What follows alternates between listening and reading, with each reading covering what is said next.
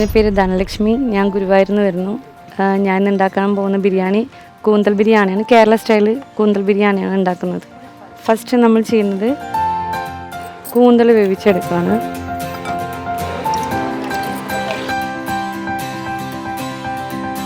ഇതൊരു 3 or 4 minutes വേവിക്കുക. അതിൽ കുറച്ച് സാൾട്ട് ആഡ് ചെയ്യാം. നമുക്ക് ഒരുപാടിട്ട് വേവിക്കേണ്ട ആവശ്യമില്ല. ഒരു 2 or 3 minutes മാത്രം ഇത് ബോയിൽ ചെയ്താൽ മതി, ഇല്ലെങ്കിൽ സ്റ്റിക്കി ആയിട്ട് പോകും. ഇപ്പം നമുക്ക് കൂന്തൽ തിളച്ചിട്ടുണ്ട്. ഇനി നമുക്കിത് ഇറക്കി വയ്ക്കാം.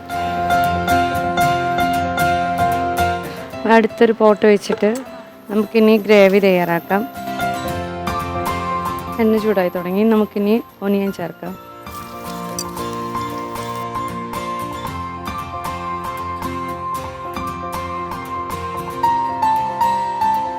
സബോള ബ്രൗൺ കളർ ആവാൻ, പെട്ടെന്ന് ബ്രൗൺ കളർ ആവാനായിട്ട് കുറച്ച് ഉപ്പിടാം. ഇനി നല്ല ഗോൾഡൻ കളർ ആവണ വരെ വഴറ്റിയെടുക്കണം.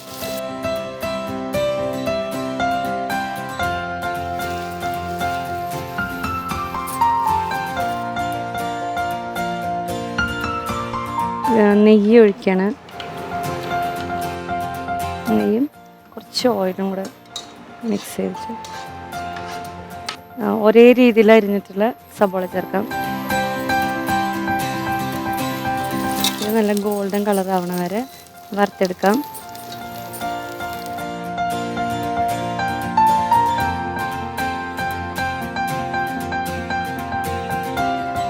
ഇതിലേക്ക് നമുക്ക് കാഷ്നട്ട് ഇട്ട് കൊടുക്കാം. കാഷ്നട്ട് ചുവന്ന കളറായിട്ടുണ്ട്. നമുക്ക് വറുത്ത് പോരാം. റീസൺസ് മുന്തിരി കുറച്ച് ചേർക്കാം. ഇത് നല്ല ഗുണ്ടുമണികളായിട്ടുണ്ട്. അപ്പം നമുക്കിനി വറുത്ത് പോരാം. ബാക്കിയുള്ള ഓയിലേക്ക് നേരത്തെ വറുത്ത് വെച്ചിട്ടുള്ള സബോള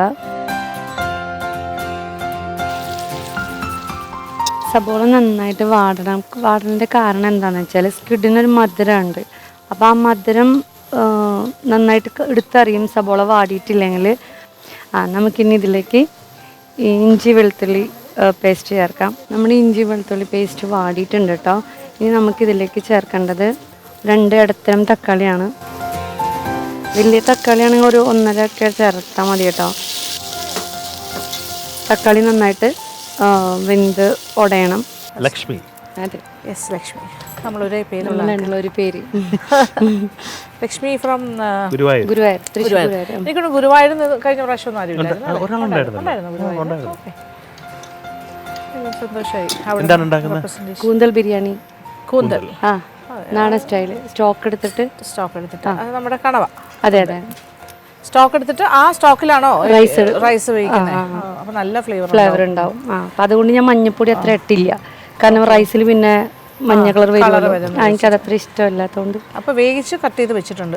കട്ട് ചെയ്തിട്ട് വേവിച്ചെടുത്തു. അപ്പൊ ആ വേവിച്ച വെള്ളം നമ്മൾ സ്റ്റോക്ക് വെച്ചിരിക്കുന്നു. ഇനി റൈസ് ഉണ്ടാക്കുമ്പോൾ വെച്ച് ഇപ്പൊ മസാല ഉണ്ടാക്കും. അതെ അതെ അതെ. ഒരു ഐഡിയ വെച്ച് നോക്കുമ്പോൾ നന്നായി വരും. Thank you ma'am.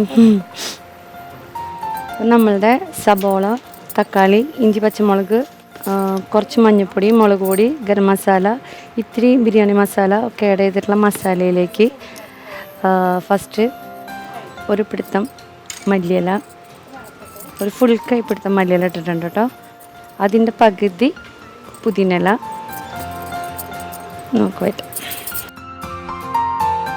നമ്മുടെ മസാല നന്നായിട്ട് മുരിഞ്ഞിട്ടുണ്ട്. എണ്ണയൊക്കെ ഇതാ കാണാൻ പറ്റും. ആവശ്യത്തിന് തൈര് ചേർക്കാം. കുറച്ച് ഒഴിച്ചിട്ട് ടേസ്റ്റ് നോക്കിയിട്ട് ബാക്കി ഒഴിക്കാം കേട്ടോ. നമുക്ക് കുറച്ച് ചെറുനാരങ്ങ ഇതിൽ ചേർക്കണം. നമുക്ക് വേവിച്ച് വെച്ചിട്ടുള്ള സ്ക്വിഡ് ഇട്ട് കൊടുക്കാം. വേവിച്ച് ഊറ്റി വെച്ചിട്ടുള്ളതാണ് കേട്ടോ. അതിൻ്റെ സ്റ്റോക്ക് നമ്മൾ എടുത്തിട്ടുണ്ട്.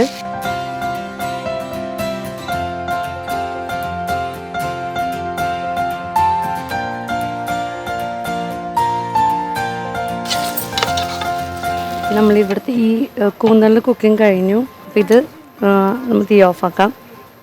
പാത്രം അടുപ്പിൽ വെച്ചിട്ട് ആവശ്യത്തിന് നെയ്യ് ഒഴിക്കാം. ഇതൊരു 3 ടീസ്പൂണൊക്കെ ആയിട്ട് വരും. നെയ്യ് ചൂടായി. നെയ്യ് ചൂടായിൽ ഒരു 3-4 എണ്ണം പട്ട, ഒരു 5-6-7 ഏലക്കായ, ഇത് കരയാമ്പൂ അത് ഒരു 3-4 എണ്ണം, ബേ ലീവ്സ് അത് 3-4 എണ്ണം, കുരുമുളക്, പെരിഞ്ജീരകം, ഒരു തക്കോലം. ഇതിലേക്ക് ഉള്ളി ഇടാം.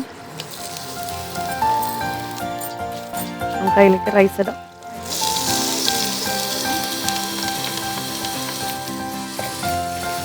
അപ്പോൾ നമ്മൾ അരി നെയ്യിൽ മസാലയിലേക്ക് ഇടുന്നിട്ടൊന്നിങ്ങനെ പൊട്ടി വരുന്ന പരിവാകുമ്പോഴാണ് നമ്മൾ വെള്ളം ഒഴിക്കേണ്ടത്. ടോട്ടൽ നമുക്ക് വേണ്ടത് 4 കപ്പ് വെള്ളമാണ്. പക്ഷെ അതിലിപ്പോൾ 1 കപ്പ് ഞാൻ ഈ സ്റ്റോക്കാണ് ഒഴിക്കണേ.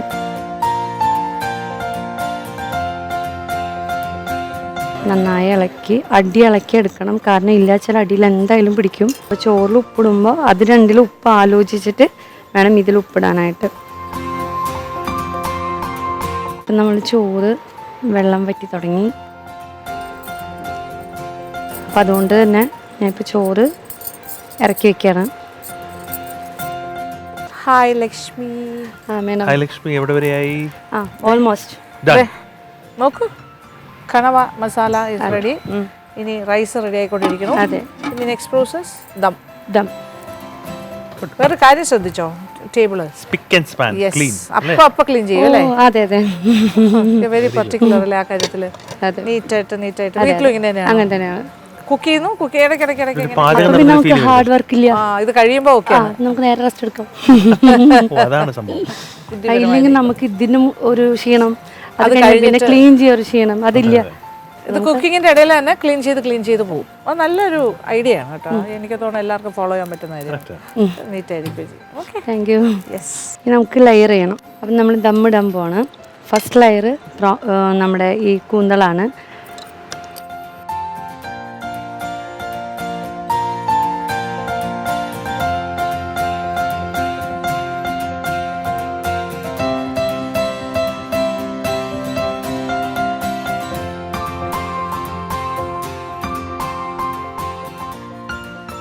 ബാക്കി വന്ന മല്ലിയിലയും പുതിനയിലയും ചേർക്കാം. ദം ബിരിയാണി, അതായത് കൂന്തൽ ബിരിയാണി സെറ്റായിട്ടുണ്ട്.